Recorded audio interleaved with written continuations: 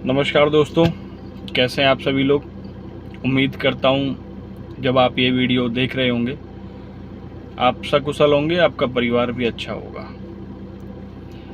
दो चार बातें हैं जो आज आपसे कहने के लिए मैं ये वीडियो बना रहा हूँ।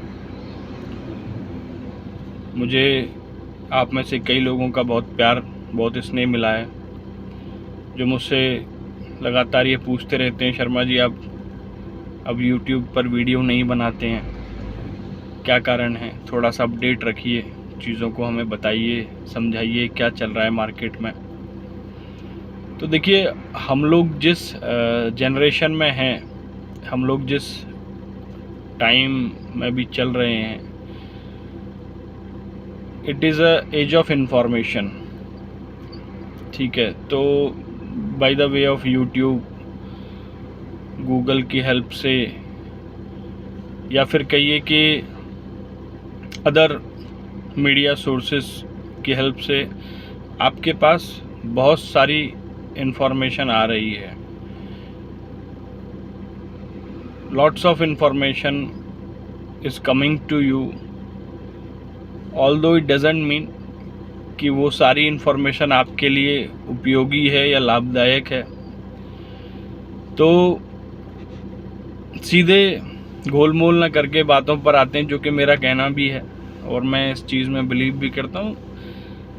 टू द पॉइंट बात करते हैं चीज़ों को। सबसे पहला तो एल्विश यादव जो है वो बिग बॉस OTT वाला जीत गए, उनको बहुत बहुत बधाई, सभी गुड़गांव वालों को बधाई। नहीं, मेरा मुद्दा ये नहीं है कि एल्विश यादव बिग बॉस जीत गए हैं, वो उनका प्रोफेशन है, वो उनका अपना एक टैलेंट है, तो उस टैलेंट की वजह से वो जीते हैं। मेरा मुद्दा ये है कि वो किसी वीडियो में बोल रहे थे कि मैं भी अब रियल एस्टेट ज्वाइन करूँगा और बहुत बड़ा ब्रोकर बनूँगा, बहुत सारी प्रॉपर्टी बेचूँगा। तो मैं एल्विश भाई को वेलकम करता हूँ प्रॉपर्टी फील्ड के अंदर, उनका स्वागत है। अगर एक यंग एज में यूथ इस फील्ड में आ रहा है, उसका अट्रैक्शन है इस फील्ड के लिए, तो इस फील्ड में कुछ ना कुछ बात तो होगी। पैसा एक सेकेंडरी चीज़ है, आई नो सबके लिए वो थोड़ा प्राइमरी भी होता है किसी किसी के लिए, बट उससे ज़्यादा ज़रूरी है कि yes, the people are seeing this profession as a value addition in their life. कुछ ना कुछ प्रोग्रेसिव चीज़ें उनकी लाइफ में हो रही हैं। दूसरा दोस्तों, कई सारी वीडियो आपके पास ऑलरेडी होंगी या यूट्यूब में आपने देखा भी होगा, बहुत सारी इन्फॉर्मेशन ऑलरेडी आ चुकी है, तो उसके बारे में मैं बहुत ज़्यादा बात नहीं करूँगा। नए लॉन्चेस आ रहे हैं प्रॉपर्टी के अंदर, तो DLF अपना एक लग्जरी प्रोजेक्ट लेकर आ रहा है, अडोर का एक प्रोजेक्ट अपकमिंग है, गोदरेज एक बहुत प्यारी, बहुत प्रीमियम लोकेशन पर गुड़गांव की एक प्रोजेक्ट लेकर आने वाला है, सेंट्रल पार्क एक प्रोजेक्ट लेकर आने वाला है। तो सारे ही बड़े बड़े दिग्गज जो हैं प्रॉपर्टी के, गुड़गांव के रियल इस्टेट के, या कहिए दिल्ली NCR के, तो इनमें तो एक इंडिया के टॉप लेवल का भी है। तो ये सारे लोग अब अपनी प्रॉपर्टीज़ लेकर आ रहे हैं। रेंज लगभग मान के चलिए आप 3.5-4 करोड़ से स्टार्टिंग होकर 6-7-8 करोड़ तक जाएगी। DLF 10 करोड़ का भी लॉन्च कर दे तो कोई पता नहीं, कुछ भी कहना भी अच्छा नहीं होगा जब तक एक कॉन्क्रीट इन्फॉर्मेशन ना आ जाए। मेरे अफोर्डेबल वाले भाइयों के लिए, उन दोस्तों के लिए जो अफोर्डेबल प्लान करते हैं, अफोर्डेबल्स एज इट इज़ आते रहेंगे। छोटे टिकट साइज़ का इन्वेस्टमेंट है, अच्छी लोकेशन देखकर, अच्छा बिल्डर देखकर, पास ट्रैक देखकर आप उसमें अप्लाई कर सकते हैं। एक चीज़ जो मुझे बहुत पर्सनली हिट कर रही थी, उसका कारण ये भी था कि मैं वीडियो पर खुद आकर ये चीज़ डिस्कस करना चाहता था आप सभी लोगों के साथ। कई ब्रोकर्स बोल रहे हैं मायरा के बारे में कि अफोर्डेबल नहीं डूबता था, ये कहकर लोग आपको कॉल करते थे। अब देखिए क्या हुआ। देखिए, फ्यूचर को प्रेडिक्ट करना ना फ्यूचर की खूबसूरती इसी में ही है। कि वो प्रिडिक्टेबल नहीं है। कोई लाख एल्गोरिदम लगाए, कोई लाख अपने फार्मूलाज लगाए, कोई लाख अपना ज्ञान दे। जो लोग आज आपसे कह रहे हैं ये चीज़, ये वही लोग हैं जो एक समय पर माहिरा की कमीशन लेकर माहिरा के लिए काम किया करते थे, मैनेजमेंट कोटा सेल किया करते थे। तो आप इन लोगों की बातों में ना आए। अच्छा बिल्डर, अच्छी रेपुटेड चीज़ देखकर आप पैसा लगाइए। नो डाउट अफोर्डेबल हमेशा से, जब से ये पॉलिसी आई है गुड़गांव के अंदर, बहुत अच्छा परफॉर्म इसने किया है मार्केट के अंदर, लोगों को पैसा बनाकर दिया है as an investment point of view से भी।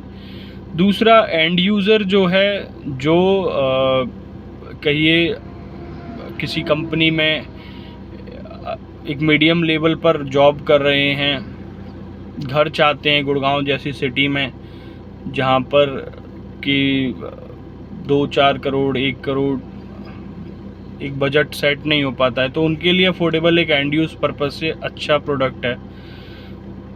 थोड़ा टाइम ज़रूर लगता है पोजेशन में, बट यकीन मानिए कि वो चीज़ जो आपको बनकर मिल रही है 4 साल में, 3 साल में, जो भी उसका डेडलाइन है as per builder, as per policy, it is an good thing and it is always remains a good thing. ठीक है, तो आप उस चीज़ पर रिलाई करिए।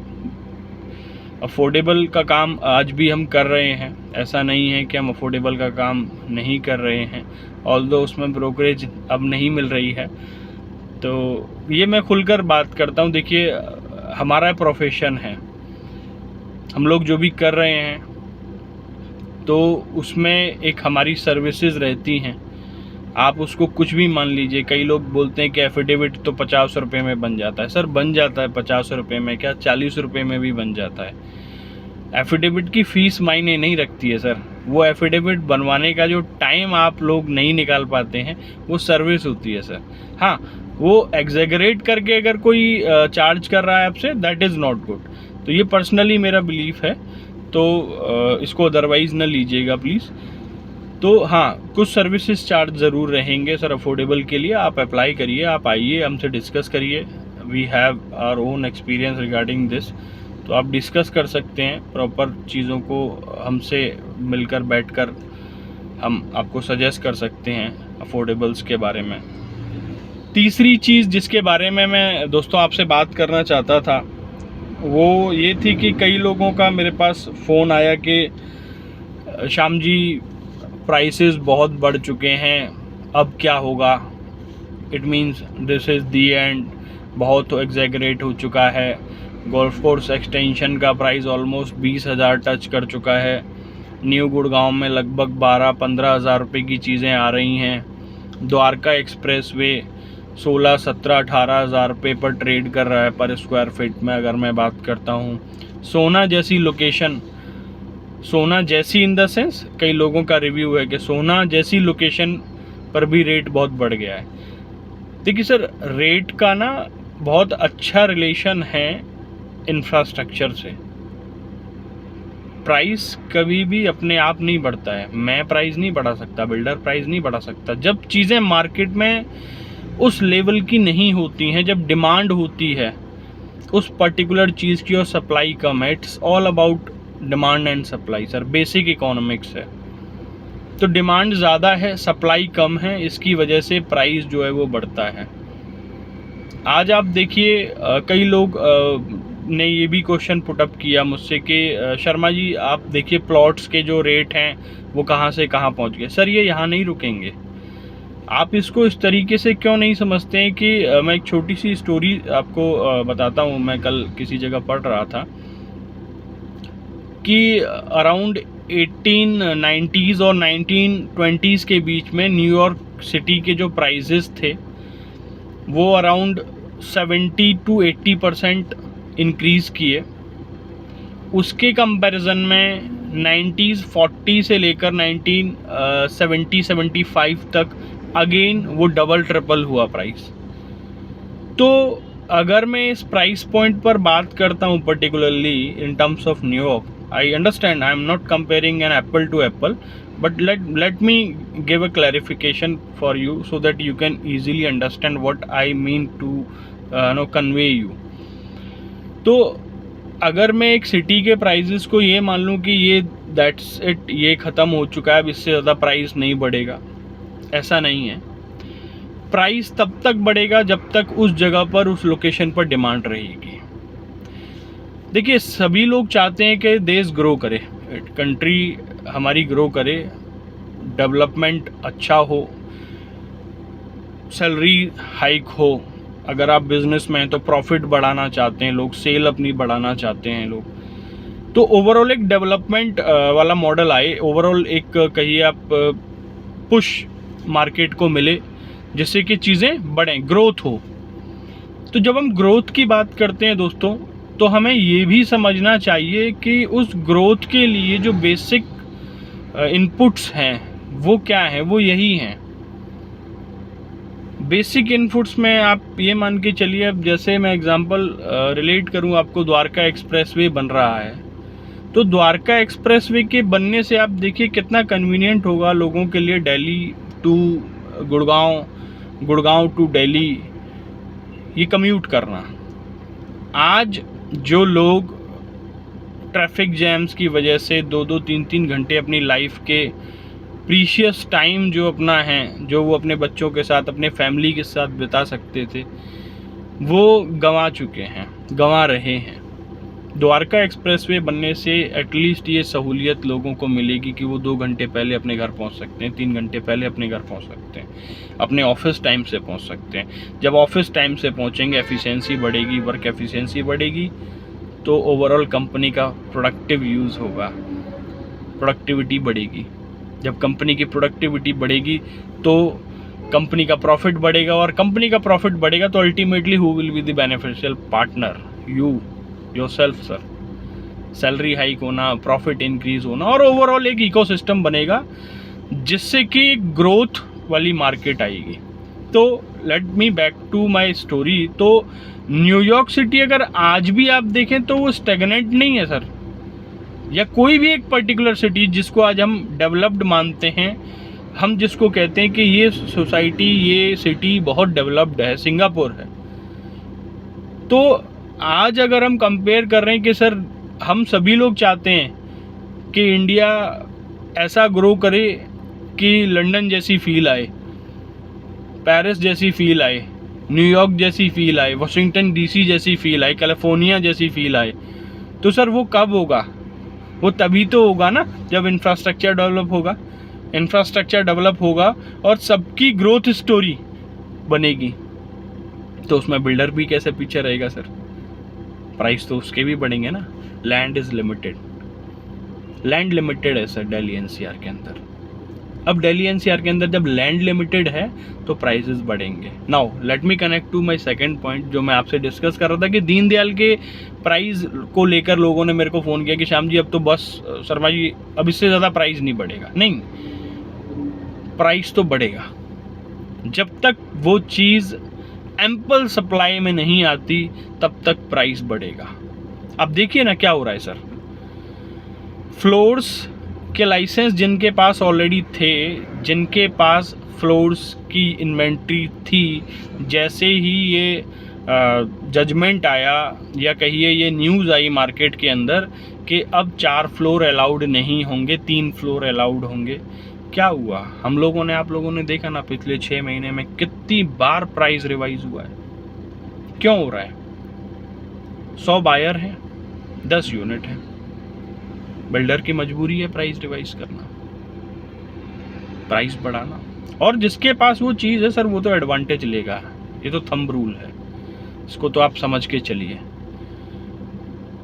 नाउ मेरा जो नेक्स्ट पॉइंट था सर, आप ये लोग मत सोचिएगा मैं फ़ोन में देख देख कर बात कर रहा हूँ, मेरे पास टेलीप्रॉम्प्टर नहीं है सर, ठीक है। तो नेक्स्ट जो चौथी चीज़ थी वो थी कि प्राइस वर्सेस पोटेंशियल। एक अच्छा टॉपिक है, अच्छी चीज़ है जो डिस्कस कर सकते हैं हम लोग।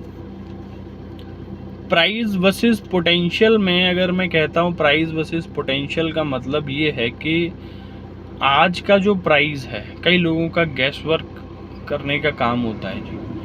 वो कहते हैं जी आज प्राइस 1 लाख रुपए गज का है प्लॉट के अंदर, तो अगले 2 साल में 1,20 हो जाएगा या 1.5 हो जाएगा या 2 हो जाएगा या 80 रह जाएगा या 70 रह जाएगा।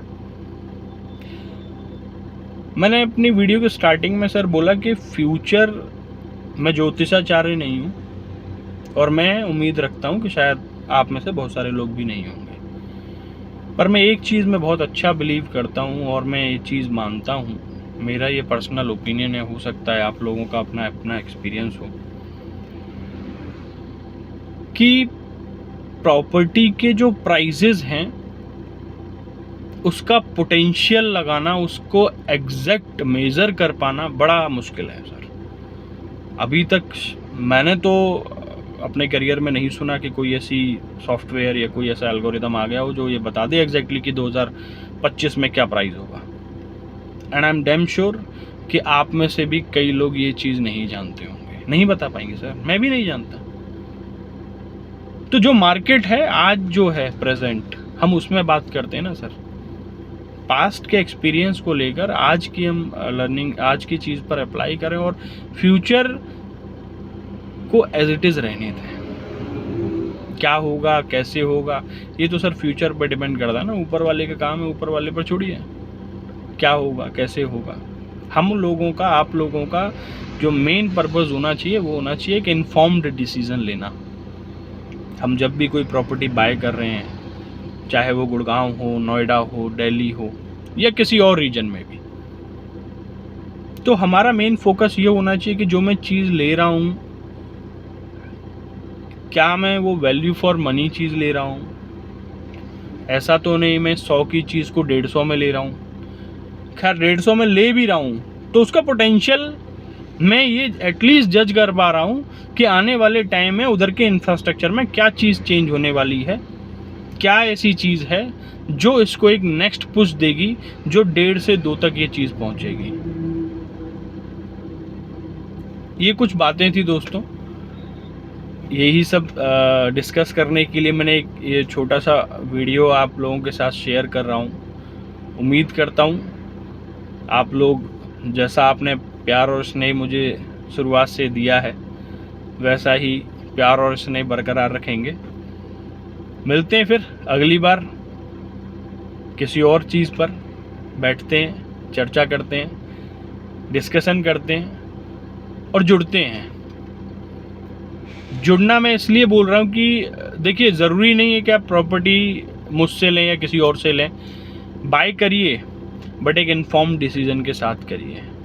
एक चीज़ और मैं छोटी सी यहाँ पर आप लोगों से डिस्कस करना चाहता हूँ, जो रह गई, सॉरी फॉर दैट, वो एक्चुअली कंटेंट में भी नहीं था, मेरा जो टेलीप्रॉम्प्टर है उसमें भी मेंशन नहीं था। वो ये चीज़ थी कि आजकल एक मार्केट में बड़ी गंदी सी रिवायत चल गई है और मैं ये अच्छी इसलिए मानता हूँ डिस्कस करना कि देखिए, बातें जब तक नहीं होंगी तो उसका सॉल्यूशन नहीं होगा। तो बात करना तो ज़रूरी है, डिस्कशन करना ज़रूरी है। कई लोगों ने क्वेश्चन किया है कि एक फलां बिल्डर है, फलां बिल्डर की आज ये स्थिति है XYZ, वो डाउन है, जिसके बैक टू बैक कई सारे प्रोजेक्ट आ रहे थे। अगर मैं आपसे साफ लफ्ज़ों में बात कहूँ तो M3M के लिए बोला जा रहा है। अभी कुछ देर पहले मैंने आपको एक चीज़ बताई थी सर, जब ये लोग जो आज YouTube पर वीडियो बनाकर कहते हैं कि माहिरा के संग ये हुआ, माहिरा के संग वो हुआ, हमने नहीं बेचा, दूसरे ने बेचा, फंस गए लोग, पैसा बर्बाद हो गया। देखिए, जहाँ तक मेरी नॉलेज है, मेरी पास जो इन्फॉर्मेशन है, मेरे पास जो अपनी मार्केट से मेरे पास जो रिव्यू है, आज किसी भी XYZ रीज़न की वजह से 15-20 साल पहले जो चीज़ें हुई हैं उसकी वजह से, या कहिए किसी पॉलिटिकल टसल की वजह से आज अगर वो बिल्डर उसके जो ओनर हैं basically they are behind the bars, so they are behind the bars because of their personal motives, जो भी उनके मोटिव्स उस समय रहे होंगे, उसका प्रोजेक्ट या प्रोजेक्ट की डिलीवरी या प्रोजेक्ट के कंस्ट्रक्शन से कोई लेना देना नहीं है। उसका कारण क्या है सर? आप मेरी बात को वेरीफाई करिए, आप साइट पर जाइए, देख कर आइए कि वहाँ कंस्ट्रक्शन चल रहा है कि नहीं चल रहा है। आपने अगर प्रॉपर्टी का मन बनाया, जो मैं सिनेरियो आपसे डिस्कस करना चाह रहा था वो यही था कि आपने एक प्रॉपर्टी को बाय करने का मन बनाया, उसके पेमेंट टर्म्स को सुनकर या उसमें XYZ एक स्कीम थी उसको सुनकर आपने मन बनाया और आपने बुकिंग भी कर ली। अगले एक दिन में 2 दिन में आपके पास फ़ोन आया कि अरे सर कहाँ फंस गए आप, अरे मैम कहाँ पैसा लगा दिया आपने, वो तो चोर बिल्डर है, वो तो XYZ बिल्डर है, उसके संग तो ऐसा हो रहा है वैसा हो रहा है। उस व्यक्ति ने यकीन मानिए कभी जाकर साइट भी नहीं देखी होगी जो आपको इस तरीके से नेगेटिव कर रहा है। आपने अपना टाइम दिया है, आपने अपने एफर्ट्स लगाए हैं, आपने जिस किसी भी चैनल पार्टनर के साथ, जिस किसी भी कंसल्टेंट के साथ अपना समय दिया है, उससे बातें करके, उस पर भरोसा करके चीज़ें की हैं, उस पर ट्रस्ट करिए सर, उस प्रोसेस पर ट्रस्ट करिए। गवर्नमेंट की एजेंसीज हैं सर जो रेगुलेट कर रही हैं, रेरा बैठा है, रेरा से पहले चीज़ें क्या थी और रेरा के बाद क्या हैं, ये आप सभी लोग, हम सभी लोग ऑब्जर्व कर रहे हैं अच्छे से मार्केट में क्या चीज़ें चल रही हैं और क्या सुधार। ऐसी बात नहीं है कि हम लोग 100% परफेक्ट हो चुके हैं सर। एज अ इंडस्ट्री अगर मैं बात करूं, एज अ कंट्री में अगर बात करूं, so there are lot of chances to reinvent ourselves. हर बार कुछ ना कुछ कमी ज़रूर रहती है, इम्प्रोवाइजेशन की ज़रूरत है, नो डाउट। इस रेरा के प्रोसेस में भी कई सारी खामियां हो सकती हैं, तो ये इम्प्रूवमेंट धीरे धीरे होगा सर, ज़रूर होगा। और वो हम और आपके ही इन सब कन्वर्जेशन से, इन सारे डिस्कशन से, इन सारी चीज़ों से ही होगा। तो मेरे कहने का मतलब है कि आप चीज़ों को डाउटफुली देखिए, उसको समझिए, उसको डिस्कस करिए, 4 लोगों से डिस्कशन करिए, 5 लोगों से डिस्कशन करिए, 10 लोगों से डिस्कशन करिए, नंबर ऑफ पीपल से जिनको आप जानते हैं, जो आपकी नज़र में आपको रिलायबल, ट्रस्टवर्दी लगते हैं कि हाँ ये बंदा मेरे को अच्छी एडवाइस दे सकता है, या ये एक्सपीरियंस बंदा है, ये नॉलेजेबल बंदा है, ये XYZ जो भी है। आशीष गुड जी हो सकते हैं, सांगवान जी हो सकते हैं, और भी बहुत सारे अब यूट्यूबर आ गए हैं। यूट्यूबर मैं इसलिए बोल रहा हूँ क्योंकि वो रियल एस्टेट तो नहीं लगते, वो यूट्यूबर ही लगते हैं।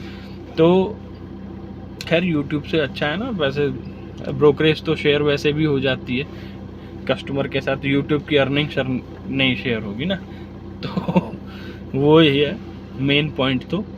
तो इस चीज़ पर आप प्लीज़ एक बार सभी लोगों से मैं बोलूँगा, ये मेरी अपील आप समझ लीजिए, इस चीज़ पर गौर करिए सर कि आपने 15 दिन, 20 दिन, 1 महीना, 2 महीना देकर कोई प्रॉपर्टी फाइनलाइज की है, किसी एक अनजान कॉल की वजह से आप उसको निगेट मत करिए, आप उसको कैंसिल मत कराइए। मैंने कई बार देखा है, पर्सनली मेरे साथ भी हुआ है, ऐसी चीज़ें कई बार हुई हैं कि कस्टमर बुकिंग करके चले गए और अगले ही दिन उन्होंने चेक स्टॉप करा दिया या फ़ोन कर दिया कि नहीं शर्मा जी वो नहीं करना है, मेरे पास XYZ का फ़ोन आया है, तो वो कह रहे हैं कि